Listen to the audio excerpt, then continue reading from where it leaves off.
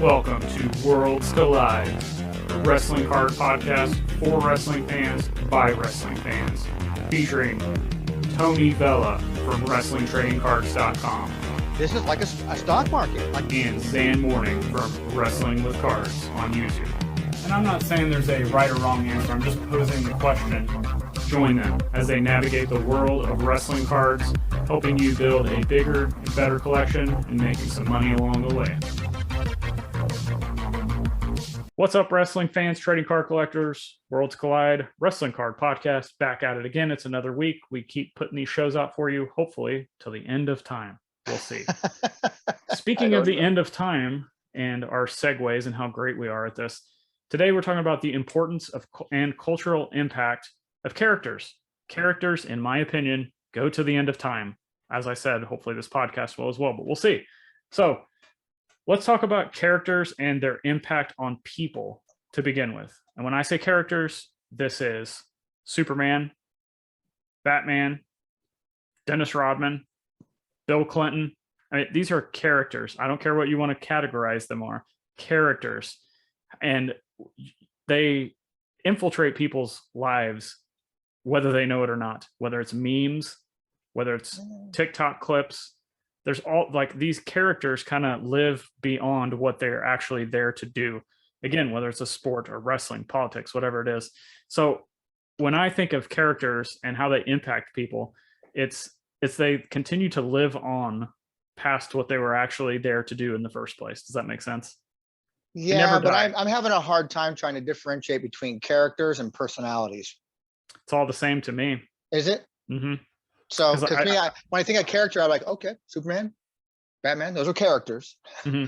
But then you started mentioning like Rodman and Clinton. So I go, those are personalities. Those are actual people. But they're still characters. Okay. Hulk Hogan, real person, that's still a character. Steve Austin, real person, still a character. I guess. I mean, they're playing a character. It's a person who plays a character. So it's almost like an actor. Yeah. So I got it. Okay. But I mean, we could take this into, actually, this is something we have talked about a lot is Game of Thrones. It's not real. It's characters. People love it and still collect it and watch it and stuff like that. So it's the go-to show. I say people tell me, you know that wrestling's not real, right? And I go, yeah, because Game of Thrones is.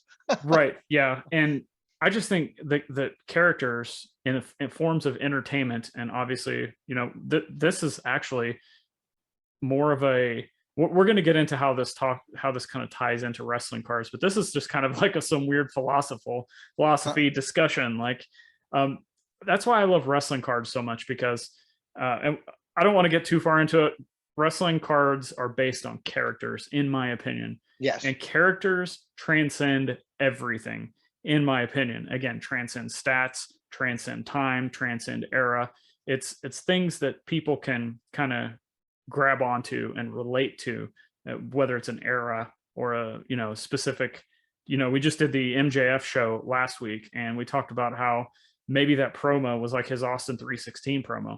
So maybe somebody associates the AEW card with MJF, and that's a moment in time that character represents that transcends everything. And I know we have that in other aspects of the hobby, but it's one thing I just love about wrestling is like, it's characters, and they just live on forever, hypothetically.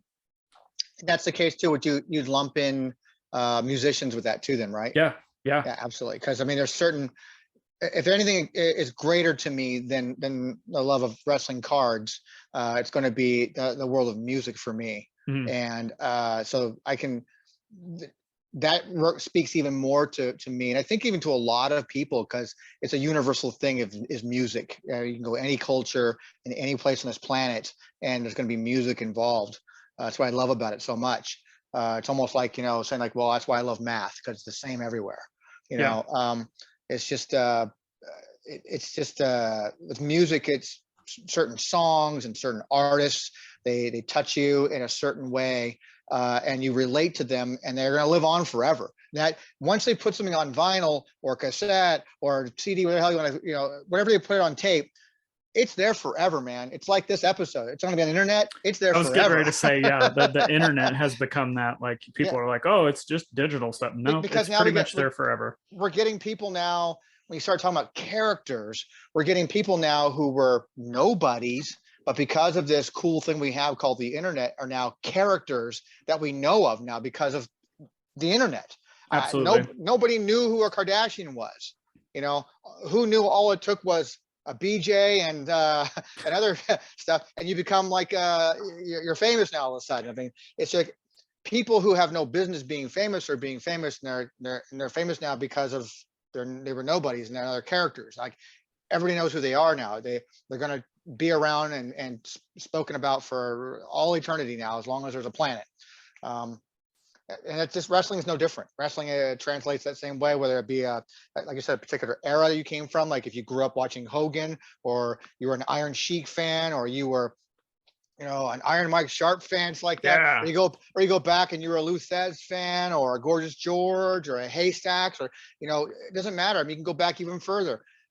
I mean, they all spoke to different people for different reasons, and that we're talking about it. The fact that we're even talking about them, that's my point. Proves. Which I don't even know that I said this. This was actually Tony's topic. He messaged me one day and he's like, let's talk about this. And here we are talking about it. And that proves his point right there. Yep. We kind of talked about cultural impact of characters. Let's talk a little bit about how it actually affects people, though, which culture is people. But what I mean is, and I specifically want to talk to you and see if you have any experience with this as you're out with Kurt and anybody else that you kind of do shows with, and you're at these tables and you see the fans come up, and it's, what did that person do that had such a lasting impact that they can, you know, tell the story? And I don't mean like, I remember back when you pinned this guy and he did it. I'm talking about like actual life things. And I don't, you know, maybe you've got some experiences you can share with that. But like, one thing I want to mention is we just saw John Cena travel to, I don't remember what European country it was. Netherlands. And there was the kid who got out of the Ukraine and wanted to meet John Cena. John Cena is a character, but yet John Cena somehow got into this kid's life, and it kept driving him to. Did he have Down syndrome? Is that right? I think so. I think you're right. So take that out of the equation. The fact that this kid is such a John Cena fan that he's never going to give up. He's going to do what, you know, using the old Hogan, say your prayers, eat your bite, you know, and he's using that character base to go forward in life and keep going, and, you know, using a character philosophy to actually impact his day-to-day real life. And then all of a sudden he gets to meet the character in front of him. Mm-hmm. So that's kind of what I'm talking about. What can you share that you've seen in any of your travels from these shows that you can remember standing out? We don't have enough time. That's good. That's good. No, every single show I've ever attended and gone to, working with talent over the past 20, 25 years, so there's always someone who comes to the table almost 100% of the time that has some sort of an emotional story to tell. They're crying. They're telling you, like, you know, hey, you know, because of you and what you've done, it's like that, you've motivated me or encouraged me to go out there and do better with my life, or I started working out, or I had back problems, but you never gave up because you had a broken neck and you still won gold medals, like that. And they connect with these characters based on what they see on TV, what they read in books, what they read in magazines. So I used to be all the time with Lita. When I worked with Lita, every single time there would be a girl who came to the table and said, "You're my inspiration. And here's reason why." And they had some story to tell that person based, you know, like, you know, because of how you were in the ring with this and how you came over that. And I read your book about this, and, you know, it motivated me to do these things. So see it all the time. I have my own personal experience of even doing that myself. I did it when I first met Steve Vai, and I didn't get overly emotional with it, but you know, all these years I had like this holy trinity of musicians I wanted to meet, from this instrumental people. I'm a big Joe Satriani fan. I'm a big Steve Vai fan. I'm a big Stu Hamm fan. Never in a million years thought I'd ever meet those any one of those three, let alone working with one of them. Like, I represent Stu Hamm for convention appearances now. Not that we've ever done any, but I have the guy's number. I can call him. I've talked on the phone. Right. I've met him in person. But Steve Vai, of all the people, I finally was at the NAMM show in California one year, and I didn't have anything with me at the time. I did bring something just on an offshoot chance. He wasn't scheduled to be there. He ends up showing up at, I can't remember what it was. Like, I think it was BC Rich's booth or something like that, or whoever it was. I've been Raleigh. No, I think it was Raleigh Strings. It's irrelevant to the story. But I don't wait in lines. I've been spoiled over the years of not having to wait in lines. I just don't do it. I don't like to wait in lines. Sorry. I waited for 2 hours in line for Steve Vai. I was the first guy in line. When I found out he was going to be there at noon, I lined up at 10 o'clock. There was no line made. The guy said, well, you were the line starting the line. So Excellent. And so I'm like, okay, well, we still have 4 other sessions going on before Steve ever gets here, but we'll create like a 4th line somewhere for you. You're the start of line. But when I got there, because I had a very emotional connection to the Passion and Warfare album that came out years and years and years ago, where in my life I was in a very dark place. That album literally, I hate people say literally, but it basically saved my life, because it kept my mind off of dark things and dark places at the time. And I was able to just kind of put on my headphones, listen to that CD, and like just hear all the bass track and the different layers of guitars, the kicks of the snare drum, all the different things I would hear. It's like that. It just immersed me. And because I was so involved in that album, I felt like I owed him a thanks for that. And I said, this means nothing to you probably. And the guy over here told me I can't take a picture with you. I'm taking a picture with you because I'm never gonna get this moment again. And I did. The guy said, you can't do that. I'm like, I am.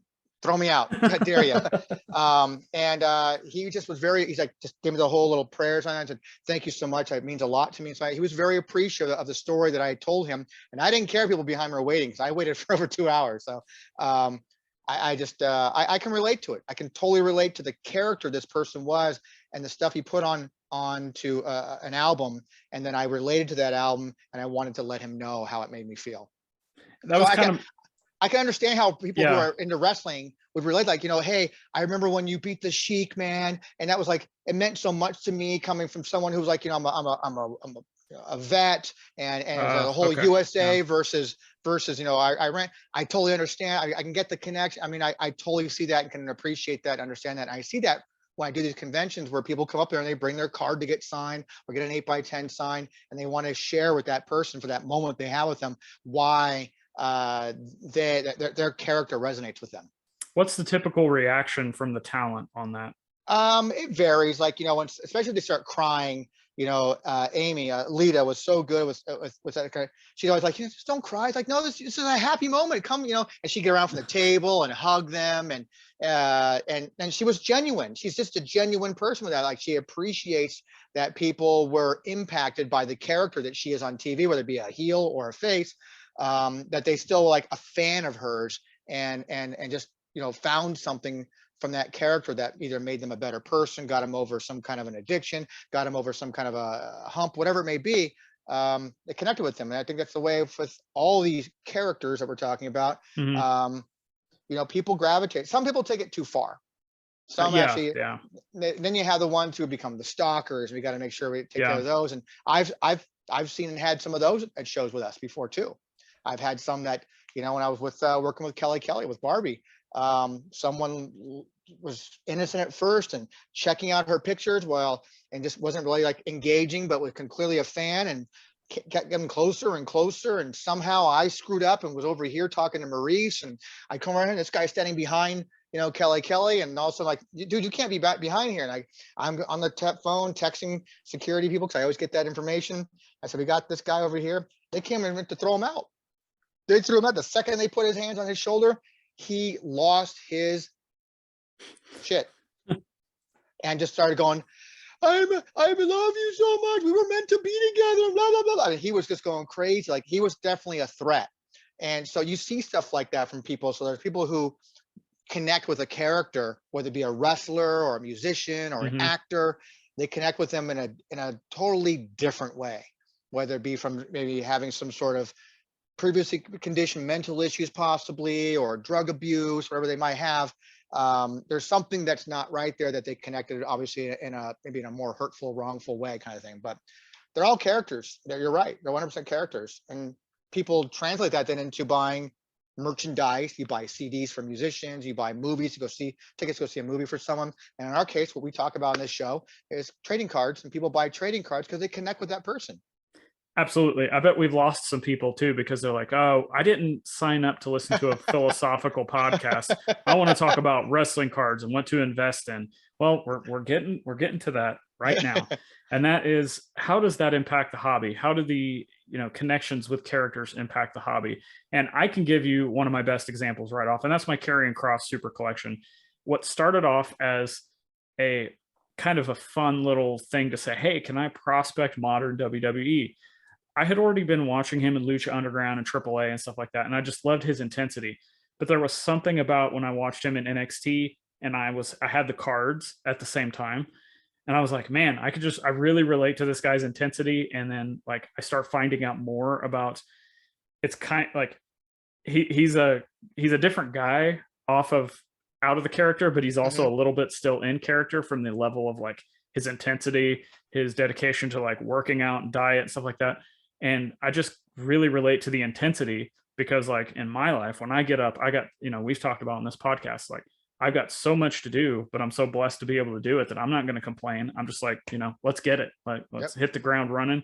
And the Kross collection, because of his character, keeps driving me every single day I get up. And, that's why I continue to collect the Super Collection when I don't care about value and I'm just having fun doing it. I connect with it, and it's all about characters. Yep. 100%. It's just, and that's how you relate and how you connect with that character, where somebody else who's also a Karrion Kross. Yeah, because they're out there actually. Yeah. Surprisingly, I collect Dexter Loomis, and I can't believe I'm actually competing with other people for Dexter Loomis cards, but here I am. Yeah.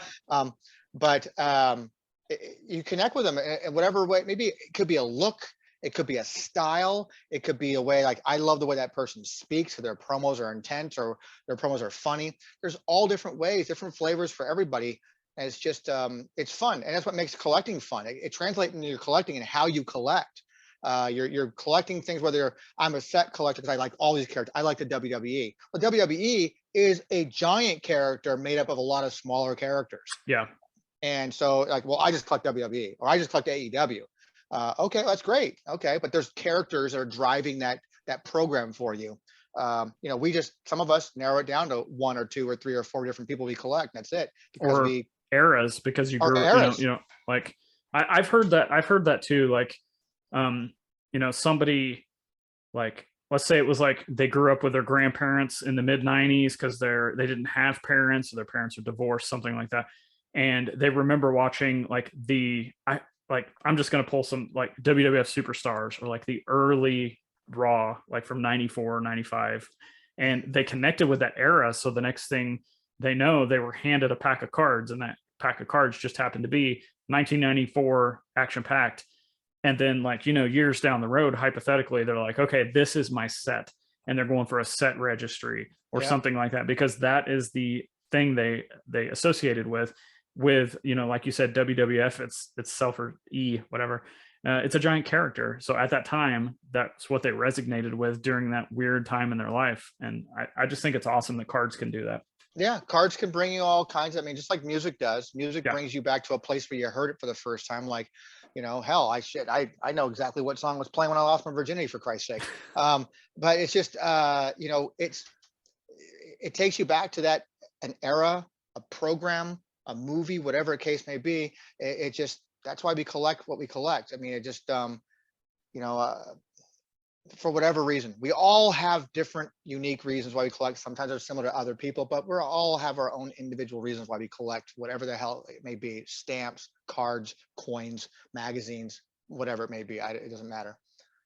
And while this is a wrestling focused channel and podcast, I think it's okay to like dabble, like I'm Tony, I'm sure you've got something like in your collection that you're not like, I've got to have all this. I have the one item that's a good representation of something I associate with, and that's all I need. I don't need to go out and get a whole set or parallels or anything like that. It's just, is it a guitar pick? Is it a, 8x10? Is it a set list? It could be any of these, VHS tape, like whatever. I got all those.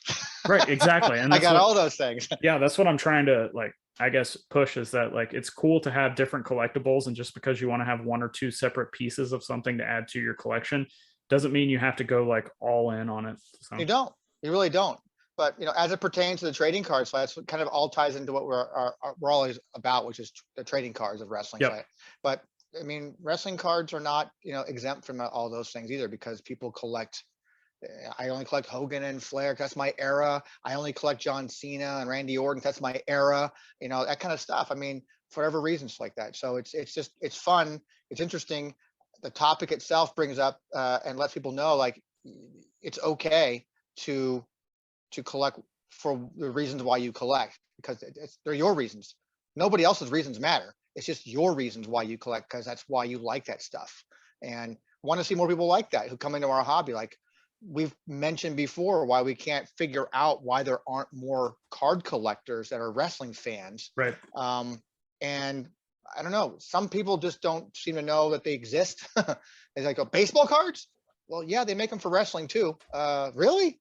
That's when I open my store. I'm hoping I can start, presenting it to people like, trading cards, man. It's like, it's a nice, relatively inexpensive way to really get into collecting things that you connect with, that you like certain characters, which is basically what we're talking about here, is connecting with those characters.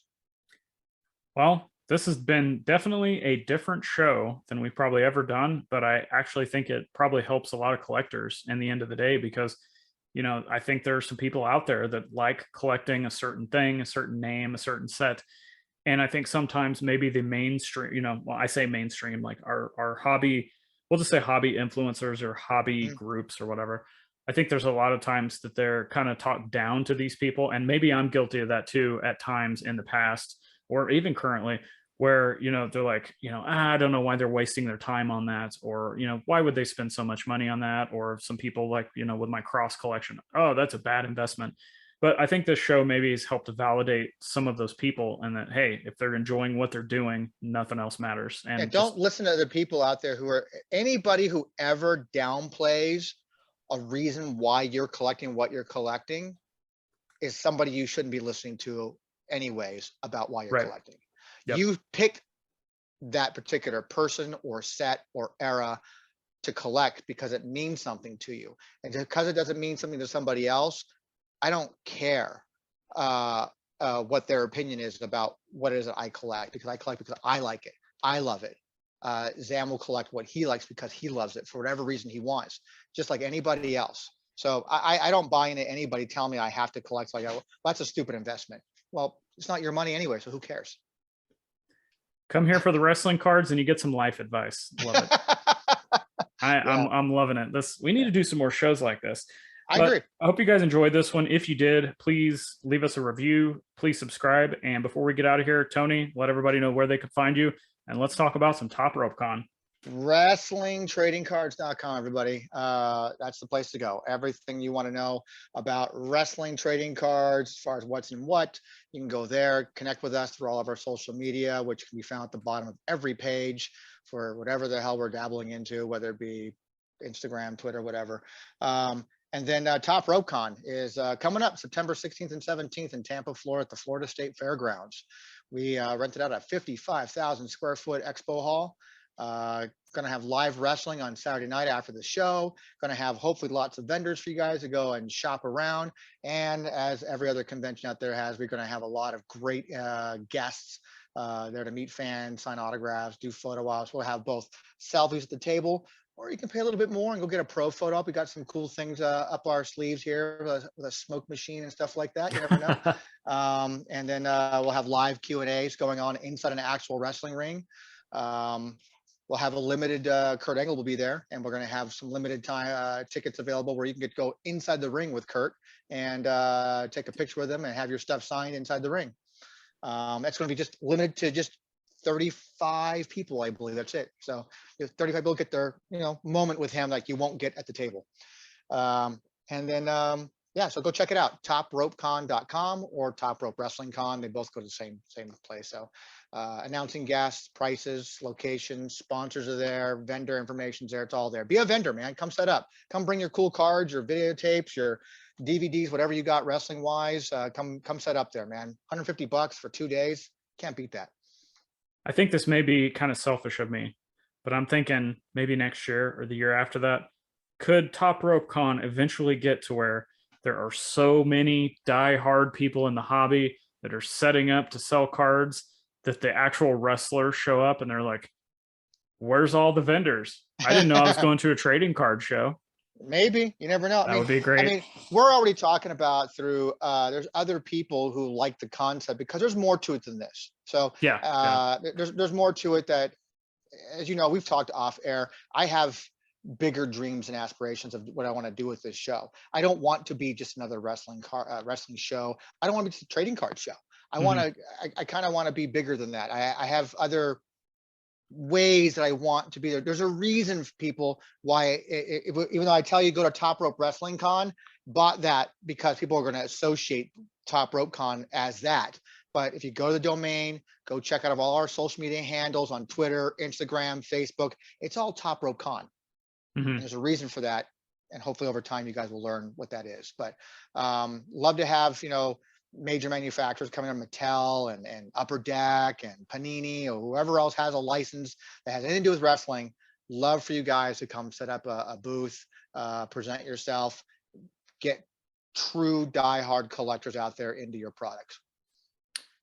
We'll have links to everything Tony's talked about in the show notes, as well as my stuff, Wrestling with Cards on YouTube, Wrestling with Cards, the podcast.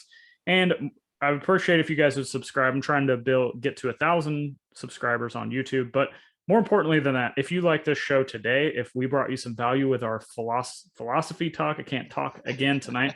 It's getting late. It's a tough word, dude. It's a tough word. Philosophical. I just want to start saying waffles. Waffles. Okay. Well, waffles sound good waffles sound great right now.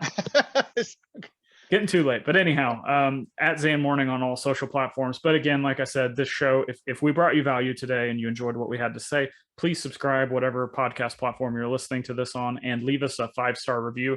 That really does help get the audio podcast into more people's kind of because we want to share this with everybody. I mean, share the link. Whether we post it on Twitter or wherever we put it on, share it with other people, man. Just go out there and say, hey, you're getting into wrestling cards for the first time. Check these guys out. It's a lot of great shows out there. Check them all out, man. Go check out Card Foundation. Check out Wrestling with Cards. Check out WTC. Check out Collecting with Caleb. Check all those stuff out, man. Go out there and just immerse yourself, especially if you're new to the hobby. Immerse yourself with all this wonderful stuff that people are putting out there to help you.